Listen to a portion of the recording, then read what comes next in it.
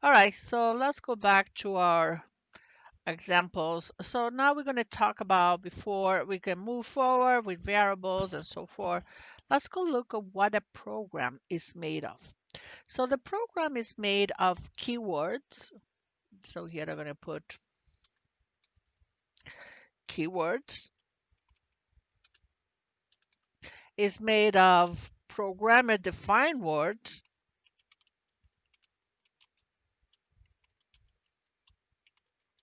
like what we use to define um, our variable types is up to the programmer.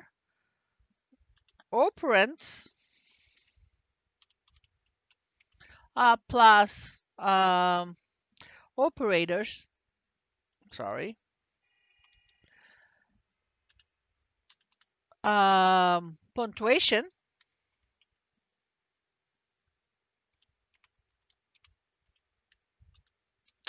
and syntax. So let's go look a little bit about all of these items that are the composition of a program. So keywords, let's go start with the keywords. The keywords are reserved words. They have a special meaning in C++ and cannot be used to any other purpose. You cannot name a variable namespace because namespace, as you see in blue here, usually the words that are uh, reserve words that change colors. The string here is light blue, the int is dark blue, iostream is red, the string is red, there's a library. So usually keywords like using, namespace, include, string, iostream, cout, cin, return, main, int, they're all reserved words used by the program to identify what a task that a particular word does, right? What that word is used for. All right, good. So the next thing that we're going to talk about is programming defined words. So the programmer defined words are really the words that the program makes up to identify variables and things in functions.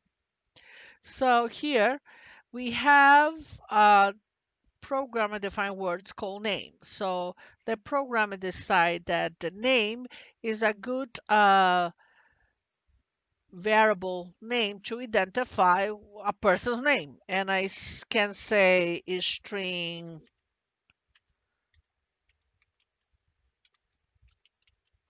and I can send a string first name. So the first name here identifies the person first name.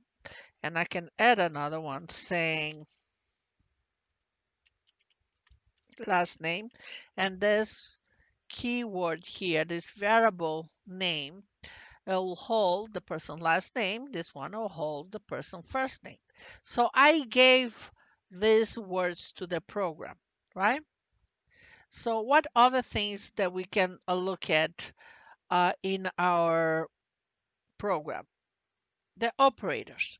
So what are the operators? So this is a variable names that are made up by the programmer to identify what that piece of memory is going to hold. A string that is assigned for last name, a string that's assigned for the first name. All right, let's go move to operators. What are they? Actually, operators, right? Just like in math, plus for addition, minus for subtraction, asterisk for multiplication, and forward slash for division. So they're very simple, right? Some other operators are defined by these symbols and that are used for output, cout or cin, right? So we saw that in the lesson before. So this is another type of operator. Now let's go and talk about punctuation. So in programming, in order to close a statement, right here in your program, we use a semicolon to end the statement. I said the string name. This is one statement. Statement is using. I'm using here a why at the definition of statement. This is another set of statement, right? And is finished with a semicolon. And I know some people are going to say, well, statements are used for if and else, whatever. Now, I'm using to identify that after I have declared the variable with the data type, I need to end it with a semicolon, right? To to mark the end of a statement, right? Now, let's say I have three strings here, name, first name, last name, and I don't want to actually write all of this because I know all of them are a string. So I actually can separate that. I'll take the data type since all of them have the same data type value, the string. So I actually can separate my variables by comma and just leave one string, and that string will represent the name, it will represent first name, it will represent last name.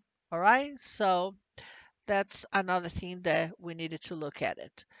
All right, so one thing, syntax. So in order for your program to work, you have to follow the rules of the syntax. So the syntax says that you need to create variable names. You create them, right? You need to assign the data type. You need to put them inside of a default function, the main, right?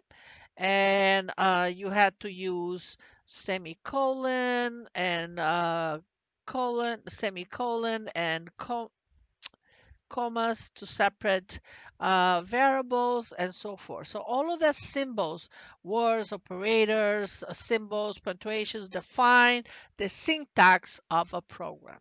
So now that we know how the syntax, how the rules for programming to create a program works, we're going to move forward to variables.